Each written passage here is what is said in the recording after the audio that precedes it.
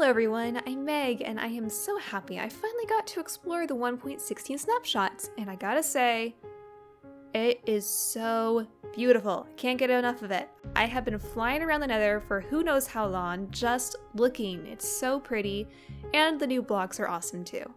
And I thought it would be fun to create some organics with these new blocks. So I came up with the idea of having a Nether dragon for each of the new biomes, each with their own characteristics and personalities. Keep in mind that these were all very rushed builds and I didn't spend a lot of time on them, but for what it's worth, I am really pleased with how they turned out. So without further ado, here are my 3 Nether dragon concepts.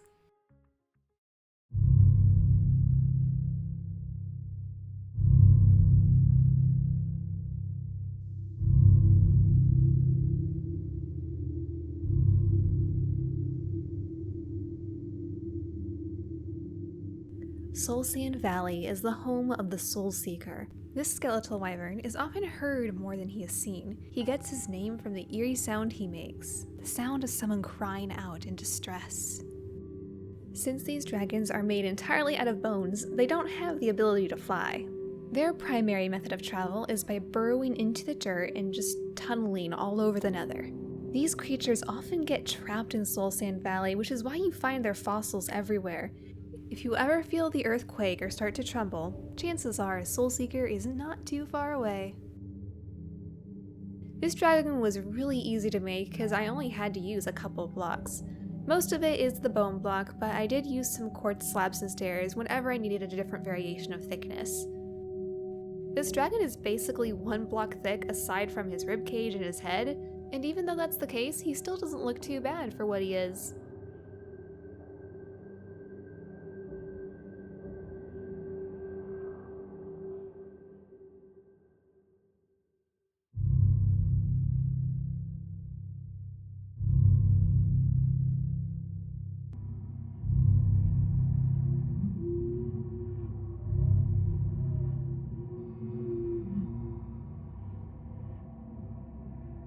The Crimson Crawler is a deadly dragon that lives in the Crimson Forest. His long, slender body makes it easy for him to dash around quickly and quietly. He especially likes climbing all over the walls and the ceilings of the Nether.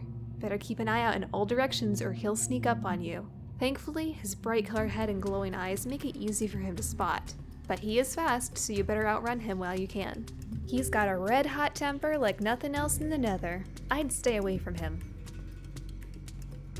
The Crimson Crawler uses a palette of red and purple colors. He is somewhat camouflaged, but somewhat not. He doesn't really need the camouflage because he's a very deadly dragon. But his body does camouflage a little bit with a bright red color, but it all fades to a much brighter purple, which does serve as a warning to those around him. He's very slender, as I said before, and his long sharp claws help him grasp the sides of the walls and the ceiling very easily. Better keep an eye out for this guy, he is trouble.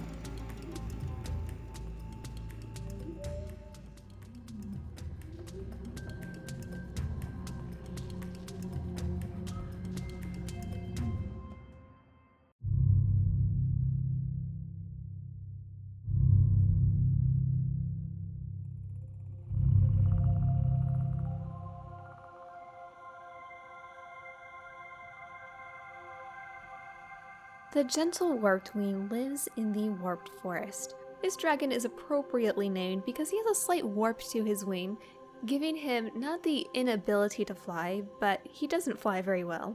Because of this, he's not able to escape danger very quickly, but he does blend in with his surroundings and is covered with a strong coat of netherite armor. This dragon is a very peaceful dragon, even though he does breathe ferocious blue fire.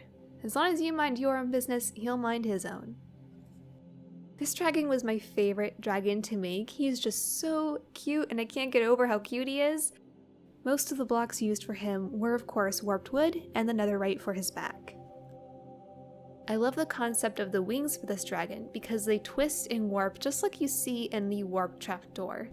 I used a combination of warped wood and blue glass to create his wings, and for his armor I used a bunch of netherite blocks as well as anvils just to represent little details in his back.